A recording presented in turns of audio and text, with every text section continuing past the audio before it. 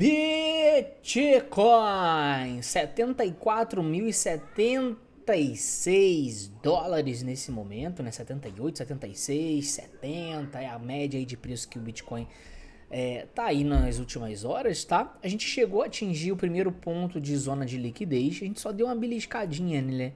O Bitcoin só foi ali, botou a cabecinha e falou: oi, vim estopar vocês. E aí caiu, né? Algumas pessoas foram estopadas aqui, tá bom?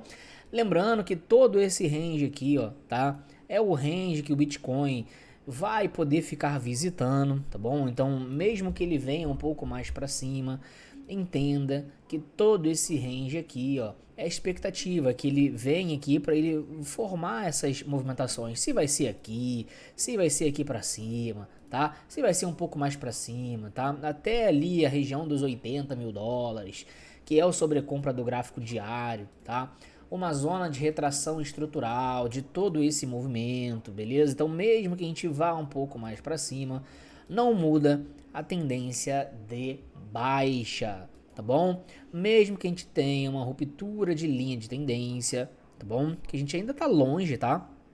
Tá longe não, tá perto, mas tá longe, tá? A gente ainda está em tendência de baixa, mesmo que a gente venha pra cá, tá bom? E lateralize aqui para aí os emocionados falarem que virou a tendência e que agora é alta infinita e quem não comprou não compra mais e já era, né? Que é isso que acontece na ruptura de linha de tendência. Isso não valida uma estrutura de alta, uma estrutura de bull run. Isso aqui ainda não é um bump and run. Ele vai se tornar um bump and run, mas ainda não é um bump and run porque tem que acontecer no gráfico mensal, tá bom? Quer dizer que ele não pode subir? Não, ele pode, mas pela estrutura é muito improvável porque ele está subindo muito em escadinha, né? O padrão escadinha, padrão de exaustão. Ó. Olha quantos dias leva para ele subir. A queda é sempre muito mais intensa. Por quê? Porque a tendência primária é de baixa. Então, o movimento direcional é para baixo e o movimento corretivo é pra cima. É por isso que a gente fica aqui em todo esse período de tempo, desde o dia 5, 6 de fevereiro, até agora, 14 de abril. A gente já tá há mais de 60 dias e o Bitcoin, ele mal saiu de 60 para 70 mil dólares. Você tá entendendo? Mal subiu os 20%, então não tem possibilidade disso aqui ser uma alta de bull run. Esse é o primeiro ponto que você tem que entender. O movimento direcional, ele é um movimento com velocidade, com rapidez, com agilidade e com volume. Então, não é nada disso que a gente tem. Isso não muda, obviamente, o fato de que ao longo prazo, gráfico semanal, gráfico mensal, daqui para baixo é zona de compra absoluta, tá? A gente comprou 66, 65 mil dólares, não quer dizer que a gente esteja certo na nossa compra, tá? Mas se tudo aquilo que a gente vem estudando, tudo aquilo que a gente vem aprendendo ao longo de todos os ciclos, né? E agora com essa validação aí do RSI em nível de sobrevenda, repare que essa alta aqui tá esfriando o RSI, ó, o semanal em sobrevenda já foi para 55, então dependendo da intensidade de queda que o Bitcoin tiver, a gente pode falar, o Bitcoin pode ir por 55 mil dólares, que já é a expectativa, entre 59 e 55, tá bom? Dependendo de quanto tempo mais ele consolidar e ele ficar ameaçando subir, mais esse cara vai esfriar. E aí depois a gente volta a falar do sobrevenda do gráfico semanal, tá bom?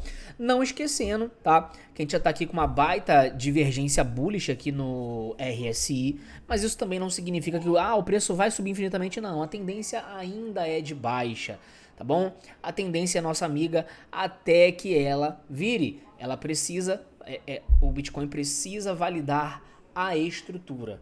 E pra gente validar essa estrutura, a gente precisa voltar nos pontos mínimos, ponto, tá ok? Então é um processo demorado, tá? É um processo de semanas e a gente tá dentro desse range consolidado que a gente ainda pode falar que é um canal.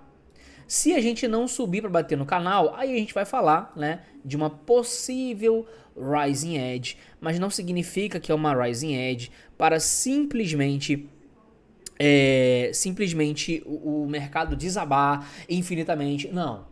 Uma rising edge, o alvo inicial sempre é o início do movimento, tá bom? Aqui mesmo, por exemplo, a gente tem uma rising edge, ó, aqui, ó, uma rising edge, e do momento que você rompe uma rising edge, geralmente o seu alvo tá aqui no início do movimento.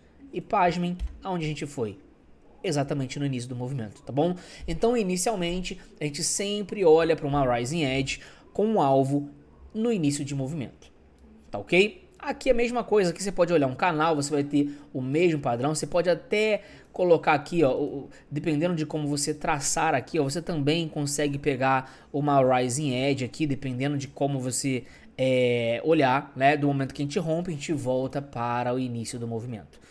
Tá bom? Então, neste momento, a gente tá aqui nas regiões de alvo, tá? Não seria nada impossível se ele beliscasse aqui um pouco mais para baixo, tá bom? Nada impossível, mas tudo dentro do script, tá? Zona de suporte, zona de topo de ciclo anterior, tá? Até um pouquinho mais para cima aqui para falar a verdade, tá bom?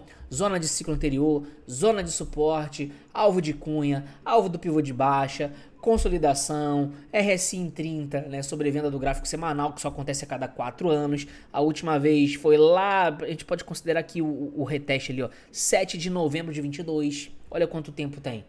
São 4 anos, cara, tá? O primeiro toque foi lá em junho de 22, tá bom? Então a gente tá em abril, seria praticamente 4 anos, 3 anos e 10 meses que a gente não volta nessa zona de sobrevenda do gráfico semanal.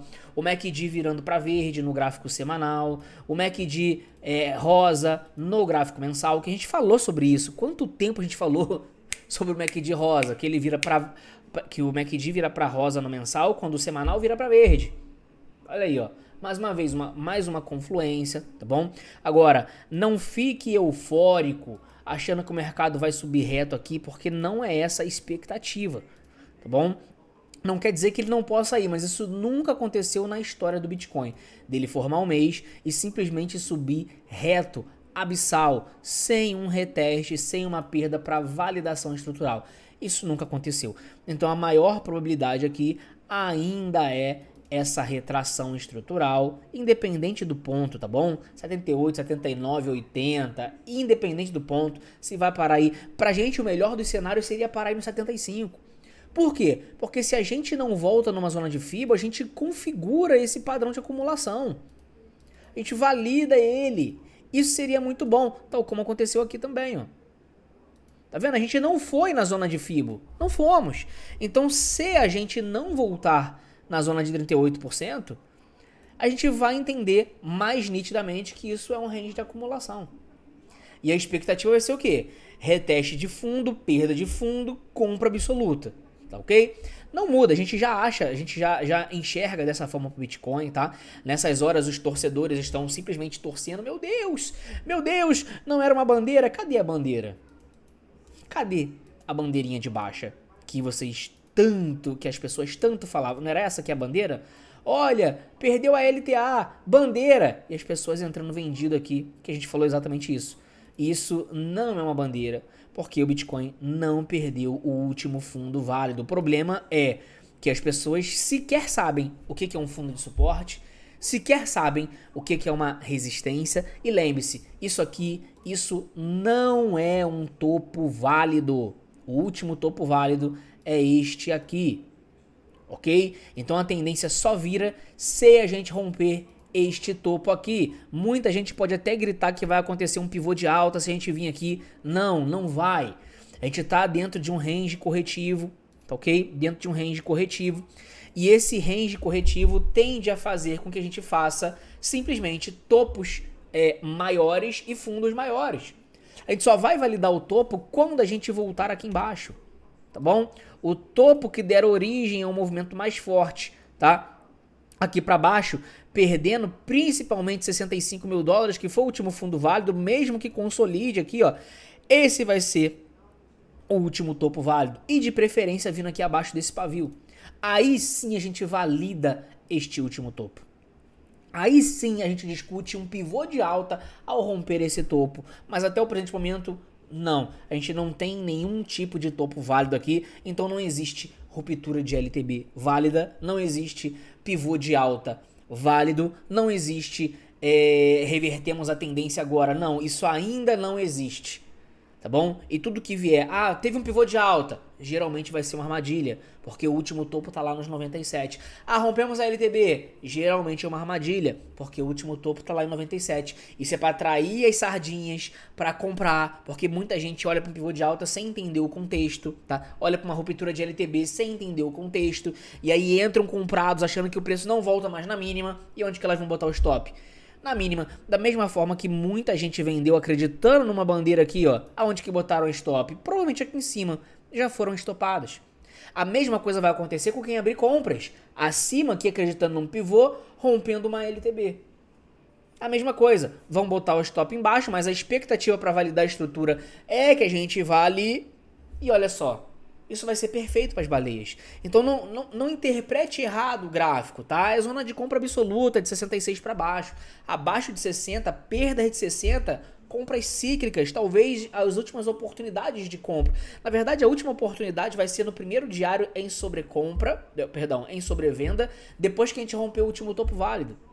Vai ser a última oportunidade de você comprar barato, que geralmente é no meio da bagunça aqui, ó. Geralmente é no meio da bagunça. Então talvez ali, né, a gente ainda veja aí por um tempo aí o Bitcoin na região de 70 mil dólares. Depois a gente não vai ver mais, tá? Então, zona de 66, 65, compra de suporte. A gente tá criando uma base de suporte ali, tá? Abaixo de 60, provavelmente vão ser as melhores zonas de compra, tá bom? Rompeu 75, no meu ver, armadilha. Rompeu a LTB, no meu ver, armadilha. Eu não entraria, porque a expectativa é que a gente vá para baixo. Por quê? Porque a gente não tem uma estrutura validada, tá bom?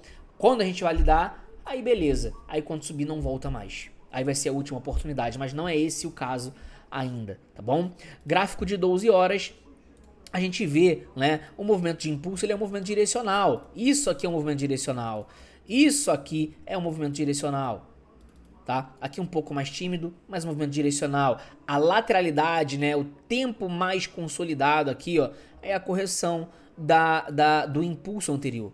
Tá? Então impulso para baixo, consolidação para cima. Impulso para baixo, consolidação para cima. Por isso que não tem como isso aqui ser um pivô de alta. Porque olha quantos dias a gente está levando para subir. Desde 29 de março até agora, cara. Abril, a gente já tá um mês aqui para sair dos 65 para 75. Aonde que isso aqui é um impulso? Então não veja isso aqui como um pivô de alta. Quem comprar aqui em cima muito provavelmente vai ser estopado, porque o mercado tende a voltar para cá numa velocidade até maior do que essa alta aqui. Tá ok? Então toma muito cuidado, tá bom? Lembrando que a LTB, né, pra gente fechar aqui, a LTB hoje encontra-se na região aqui um pouquinho mais para cima, ali de 77 mil dólares, quase ali na zona de diário em sobrecompra, que é a expectativa que a gente volte ali. Toma muito cuidado, pessoal. Toma muito cuidado com esses fake boss, zona de armadilha, né? É um falso rompimento. O último topo válido tá lá em cima. Tudo que acontece aqui nessa bagunça é um topo descendente. Então toma muito cuidado, mesmo que rompa a LTB, isso só valida que o mensal tende a corrigir. Aí poderia talvez ir até os 87, tá bom? Mas não acredito que a gente vá acima desse range aí não. Então toma muito cuidado, eu te vejo mais tarde.